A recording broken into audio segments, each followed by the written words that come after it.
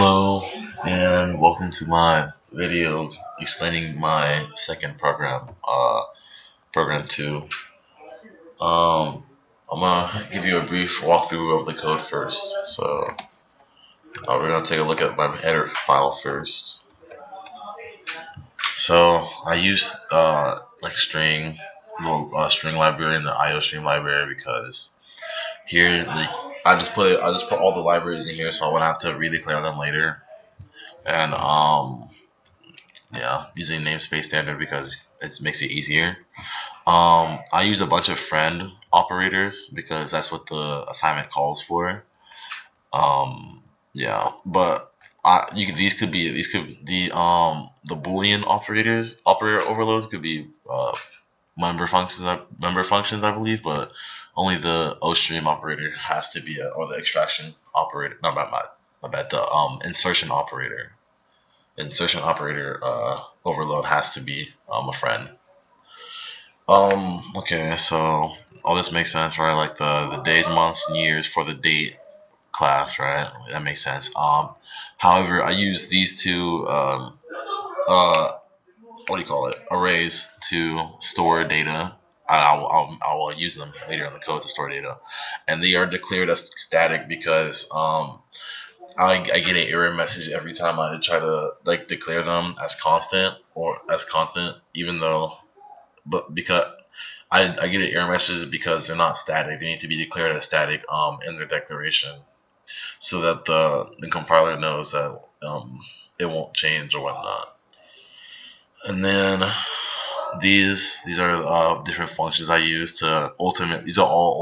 These three, the leap year, days per year, and days per month. These are all functions to ultimately get the last function here, which is days, which is the like kind of like the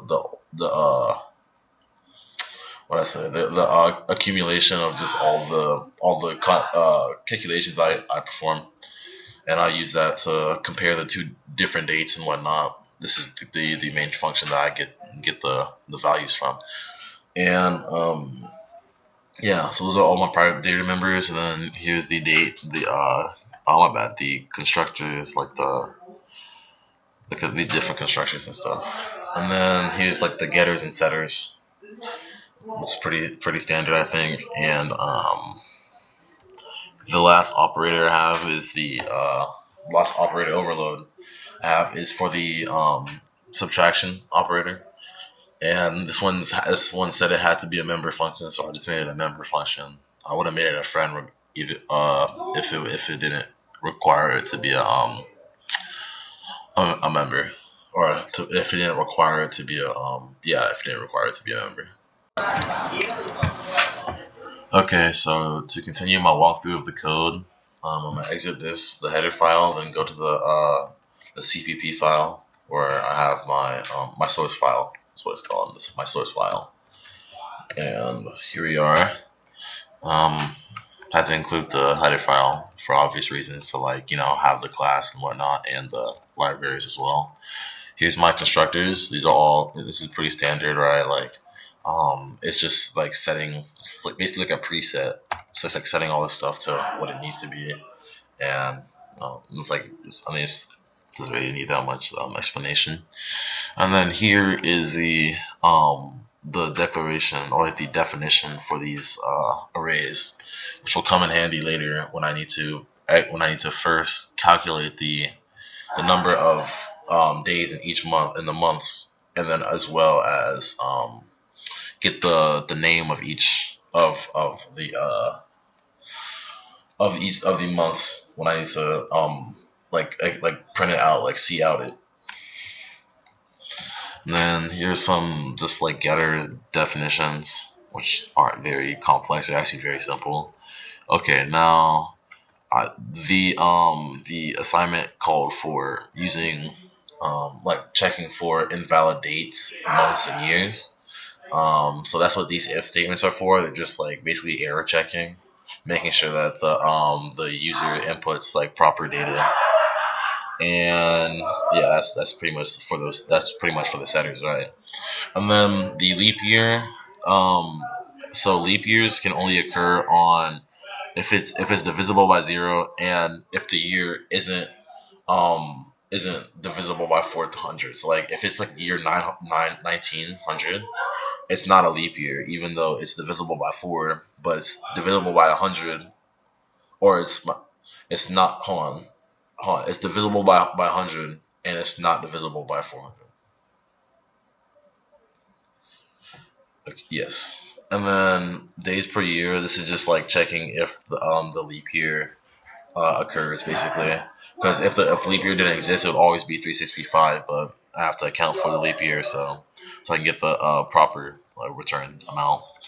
And then days per month. This one's just checking to see if it's like, this one's basically just going. We'll check. We'll already go to the array I made for month days and pick it out. Get the amount of days corresponding to the month. And this if statement is basically just checking for a leap year, February, which would be return 29 instead of 28 days. That's pretty much the if statement. Everything else is, but in every other situation, it would just go to um, the array and return the amount of days. And then this days definition. These are two for loops where you get the amount of days. It will loop through each year first to get the amount of days per year, and then it will go to the months and then iterate through the months until you get to the month of the year. Then it will add the days and the days and sum it all up, and then you return that sum for the amount of days. Excuse me, sorry about that. And then this extraction sorry, my bad, insertion operator overload is just basically just formatting it in month, day, year, date format.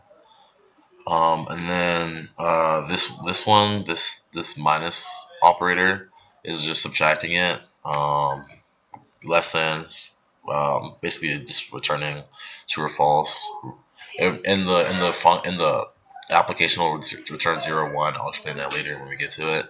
And then yeah, these are pretty much straightforward. Like they'll just return true or false based on if the operator, like the greater than or equal to, less than or equal to, or not equal to, operators are true or false, right? Like I think it's pretty standard and simple. So yeah, those are my definitions, and I'm going to now go to the last file, the main file, or the driver file. And so here are my here's my driver file. I declared the dates, and then I used six integers to just have the user input it, so they can input it, and I'll use my setters to set the private class members as the inserted or the inputted data, which is all this right here, the D1, the set day, so and so forth, right?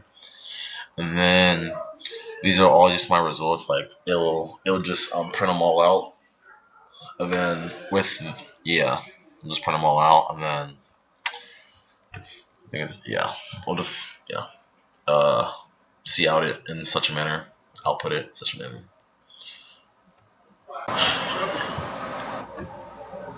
So now I'll be giving a demonstration of the actual application. So first I'm gonna compile it, make sure it compiles correctly. It compiles, so now I will run my executable, which is prog2exe. And here we are. I'll enter the first date. I'll say my first date is March 13th, 1980. And I'll make my second date April 29th, 1999. Right. So I'll get these stats, right? Okay, so for date 1 being greater than date 2, it's not, because date 2 comes later on the calendar, so it's greater than date 1. So that means that all this, that using that knowledge, these numbers make sense, right? Like date 1 being greater than false, date 1 less than true, date 1 less than or equal to true, date 1 equal to no, but date 1 not being equal to is true as well, obviously. And then here you have the dates between March 13th, 1980 and April 29th, 1999 being negative 6,986. And this is because it takes the first number's amount of days from January 1st, 1900 to the amount of, and then it will subtract the amount of days from January 1st, 1900 from April 29th, 1999, get the difference in days, and I'll subtract that amount of days from the first one they calculated, which March 13th is less than April 29th. So that's why you get a negative number. So in terms of bugs, I believe I already did my troubleshooting when it comes to bugs.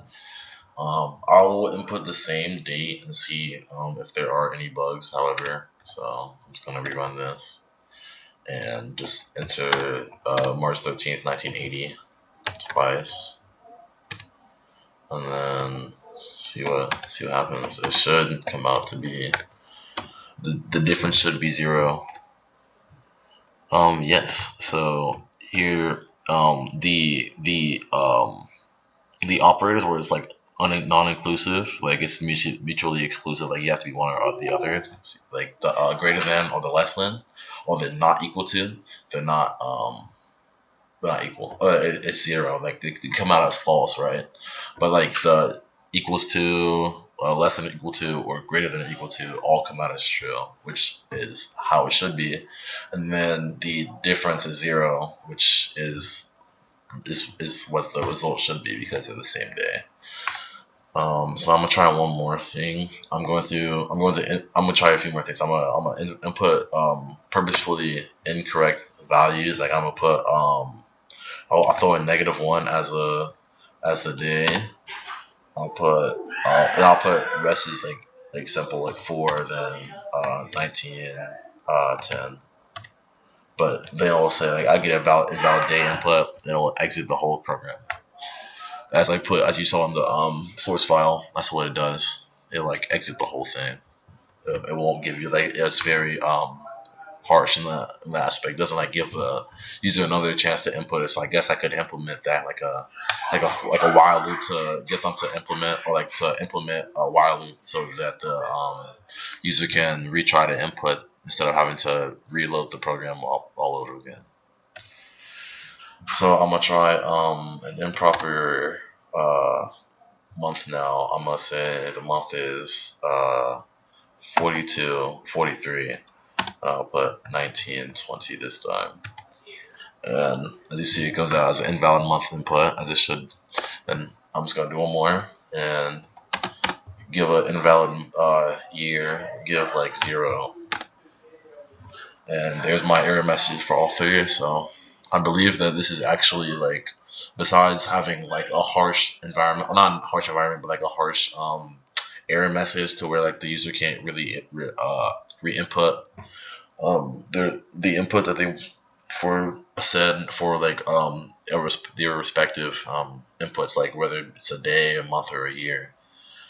Like other than implementing like a while loop or something like that, I don't really think there's that many bugs for this program. So in terms of things that aren't working in this application, oh my bad. In terms of any stuff that isn't working in this application, I think that there's really like nothing that's not working. To be honest, there's some like formatting things I could change, right? Like maybe like how making this like a little prettier instead of it being so like, I don't know, just very bland. I guess like I could format it, like maybe like make little boxes and whatnot, put it in little boxes using like the IO library. and whatnot. But I mean, other than that, there's no real bugs or anything. So to me, the most difficult part about this a project or assignment is that is like finding the way to approach it, because like the like coming up with the idea to use a to use an array to get the like days and months was like really simple, but like it kind of like went over my head, because like I'd have to like manually input, and I'm used to just like not having to do it. So like I feel like that's really like, I don't know, kind of like stone manish, like very. I feel like there's a better way to do it, but this is the way I came up with, because I was trying to find like the best way to do it, but I really couldn't. This is what my brain came up with. So yeah, like I don't really know what else to do, to be honest.